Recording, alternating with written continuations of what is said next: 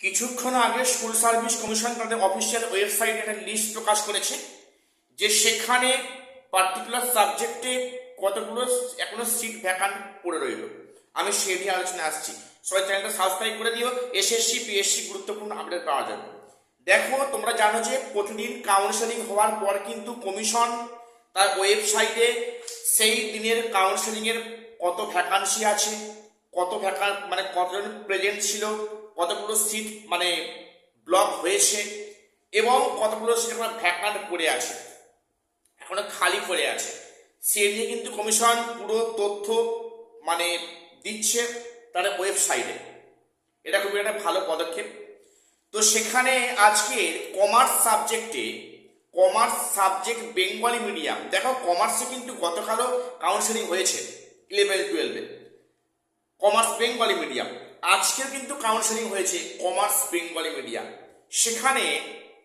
সেখানে আজকের এবং গতকাল মিলিয়ে প্রায় 573টা ভ্যাকান্ট ছিল, মানে সেটা হচ্ছে কি ওই কমার্স বেঙ্গলি মিডিয়ামে।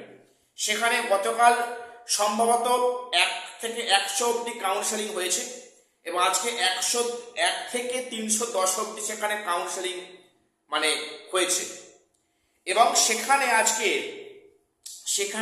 210 জনের মতো প্রেজেন্ট ছিলেন এবং এখানে 22 জন মাল্টি র্যাঙ্কিং হয়েছে, যেখানে মেল ফিমেল বা উভয় জায়গার নাম ছিল এরকম। তো মাল্টি র্যাঙ্কিং হয়েছে, সেখানে মোটামুটি 110 জন আজকে সেখানে প্রেজেন্ট ছিল এবং সেখানে আজকে একটা অ্যাবসেন্ট রয়েছে। অর্থাৎ সর্বশেষ করে দেখা যাচ্ছে কি যে মোটামুটি কমার্স সাবজেক্টে বেঙ্গলি মিডিয়ামে এখনো 23টা সিট ফাঁকা পড়ে আছে।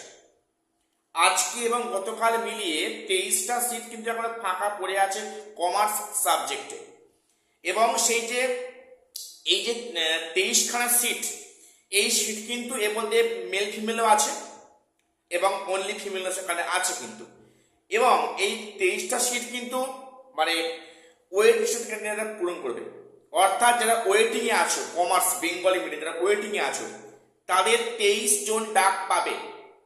তোমরা আগামীতে কমার্স সাবজেক্টে 23 জন ডাক পাচ্ছ ওয়েটিং ক্যান্ডিডেটরা এবং সেখানে মেল ফিমেল এবং ফিমেল আছে। তবে হ্যাঁ, এই ফিমেলরা যদি অনলি ফিমেল ক্যাটাগরি চুজ করে, মানে স্কুল চুজ করে, তাহলে কিন্তু খুব ভালো হয় মেলের ক্ষেত্রে। কারণ একজন মেল কিন্তু অনলি মাত্র মেল আসতে পারে, কিন্তু ফিমেল সেখানে নিজস্ব ফিমেল প্লাস মেল ফিমেল আসতে পারে। কাজেই এখানে ফিমেল ক্যান্ডিডেটরা যত ফিমেল স্কুল বেছে নেবে তাহলে কিন্তু ওয়েটিংদের মেলদের ক্ষেত্রে সুবিধা হবে, এটা পরিষ্কার বার্তা। অর্থাৎ আজকে কাউন্সেলিং হওয়ার পরে কমার্স সাবজেক্টে সেখানে প্রায় 23টা এখনো সিট ভ্যাকান্সি পড়ে আছে। এই সিটটা তোমরা প্রত্যেকে সিএম এর লিস্ট স্টাডি করো এবং আজকে এটা ওয়েবসাইটে যাও, গিয়ে দেখে নাও। তো হিসেব করে দেখো যে তোমাদের কতগুলো একটা ভ্যাকান্সি মানে কার কি সম্ভাবনা আছে, আর 23 জন নেবে সেখানে কার কি সম্ভাবনা দেখে নাও।